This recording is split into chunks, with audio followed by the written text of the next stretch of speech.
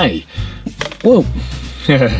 That is the issue with the 1993 Jurassic Park Dilophosaurus. The sucker is really hard to stand up.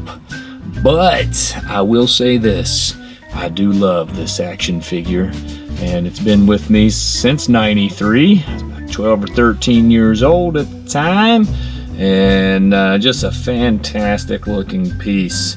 Unfortunately, the batteries are no longer working inside this, and it takes like 3 weird little round batteries. I absolutely love the Dilophosaurus, and I think he's a really cool action figure.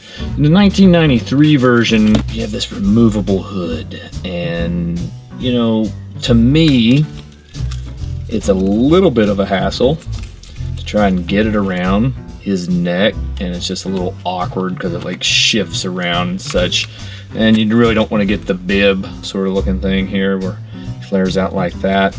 It is a nicely colored, got that sort of watermelon looking finish to the Dilophosaurus. Now, it's one of the things that attracted me to the Dilophosaurus because it was, of the original line, one of the more eye-catching characters. And of course, with the spitting of venom in the guy's eyes in the 1993 version, you know, I just thought it was really cool. Essentially, to get the part to work, you press down his claws, his little front leg there, and he opens his mouth. Really cool figure. This is kind of rubbery, not exactly like a real feel, but it is rubbery. It is pliable. The body was a little bit pliable. The tail is a little bit pliable. The head is a little harder plastic, but I do love the colorations on this guy. Now to the Jurassic World Fallen Kingdom Dilophosaurus. This guy is a really neat looking piece also. There are some differences, and I'm going to do something that I don't normally like to do, and that is I'm going to unbox this guy. I got him specifically to unbox him. I do a lot of Vision Vintage videos, and I don't unbox anything hardly ever, except for that vintage Masters of the Universe thing, which almost gave me a panic attack. But I'm going to unbox this guy and give him a true full review in comparison to the original 1993 Dilophosaurus. So let's take a look. Here we are, the Dilophosaurus from Jurassic World Fallen Kingdom. And immediately before talking about his stick, what I notice is the fantastic idea to actually attach the hood to the guy's face. And this hood, this finish that they have, is just really cool looking. It kind of glistens and looks slick or wet or something. Really, really neat. And then we got like a hole in the mouth. Looks like we're shoot out a bunch of venom right into your eyes. Detailing on the back of the hood is nice. Looks like the underbelly of a leaf. The body is decent, but it leaves a little something to be desired. There is a little bit of bendability to the tail. The feet, not so much like the original, kind of harder. The hands have a little bit of bendability. The body's very hard plastic. But the body itself leaves just a tad to be desired. There's some nice little spotty textures, as you can see in here. There's some little spotty bits and pieces here. But, you know, other than that, it's kind of a downplayed green color. I like this. In the neck, I like this two-tone effect that's taking place here. I like that. And on the hood, looks like they really focused on the hood, but then on the body, just something is left to be desired. And you get this weird metal pinning on the top of his head. So let's look at them side by side. So here they are, side by side.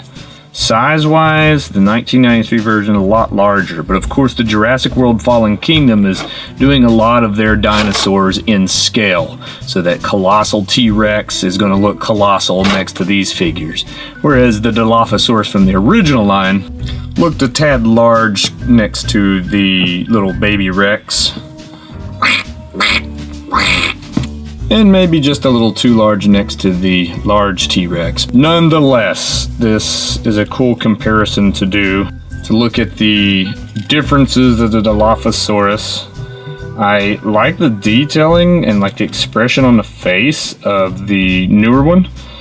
The older one, with its mouth opening and such, you know, it does open and close, which I like that action feature a little better than the constant open mouth of the Dilophosaurus on the Fallen Kingdom. The hood, definitely have to go with Fallen Kingdom. It is attached, it looks cool and slick and kind of weird and creepy. Although I do like, it's not very bendable. The original was bendable, but again, it detached away from the Dilophosaurus,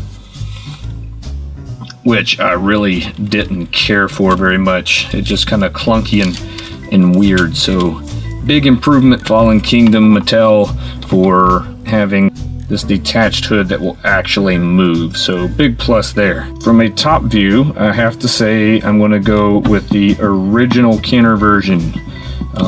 We have this cool rippling here. Then we got these weird metallic pins that should have been painted in some way to kind of hide their metallic nature on the top of the head of the Dilophosaurus. Kenner's textures on the spine, and really that's kind of the thing with me with all of the dinosaurs. The textures are pretty cool in the new ones, but the old ones, I mean, I like all these little bumps that make it feel much more reptilian. And you got a lot of textures on these new ones, like with the ribs showing and such. But, you know, and you had a little bit of that with the old one as well. I like the skin folds and just this very reptilian look to the body. If we look at the underbelly here, we got a little bit of that, but not nearly as much texturization.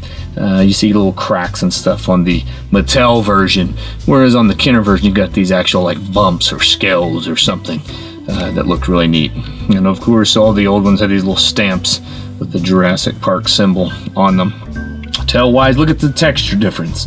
You see what I mean? This is my argument that I make, is just the textures alone on the old ones were just, again, much more fascinating and textural and tactile, able to touch and feel these dinosaurs in your hands. And these newer ones are kind of slick and shiny.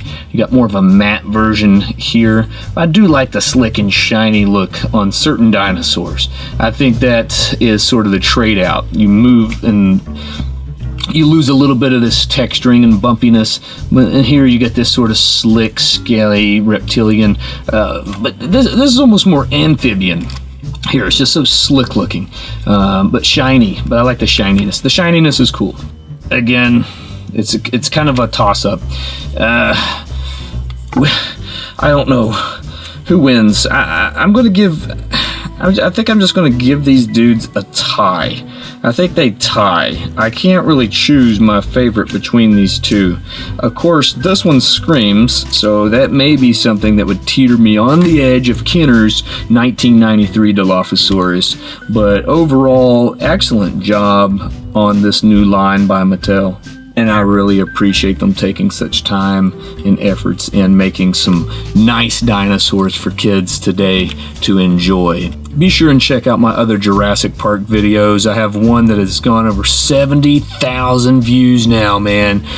Thank you everybody for watching and commenting on those.